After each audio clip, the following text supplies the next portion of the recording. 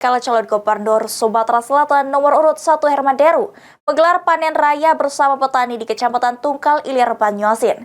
Dalam kesempatan tersebut, Herman Deru memuji program makan gratis dari Presiden terpilih Prabowo Subianto terhadap pelajar sebagai program yang mulia.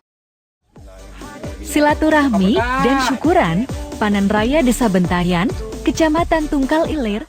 Herman Deru, bakal calon gubernur Sumatera Selatan nomor urut 1, mengunjungi Kecamatan Tungkal Ilir, tepatnya Desa Bentayang, Banyuasin.